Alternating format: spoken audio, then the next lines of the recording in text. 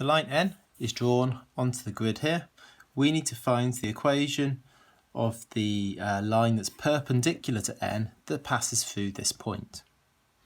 So perpendicular means that the gradient will be the negative reciprocal of the gradient of this line. So I need to find out the gradient of this line, then I'll know what the gradient of the perpendicular line will be. So the gradient of this line, let's look at this. Let's find 2 points on this line that I can read off easily. That one there, I can see that's the coordinate 0, -2. And then this coordinate here, I can see that that's the point 1, 1.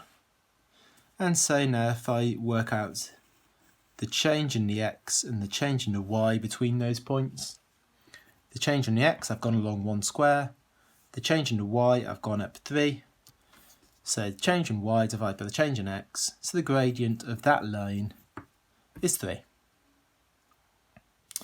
So a perpendicular, if this is positive, my line's going to be have a negative gradient. The reciprocal of 3, remember 3 is the same thing as 3/1, so the reciprocal of that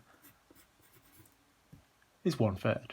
So the gradient of my perpendicular line will be -1/3. So I've got y equals -1/3 x plus something.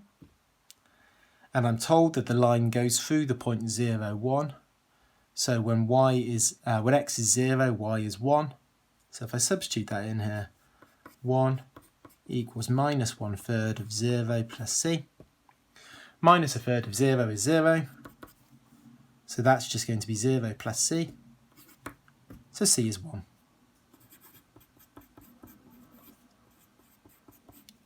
And there we go. This is the equation of my perpendicular line that passes through the point 0, 1. You probably could have actually just jumped straight from this step to this step here if you would have already realised by looking at this that y-intercept was going to be 1.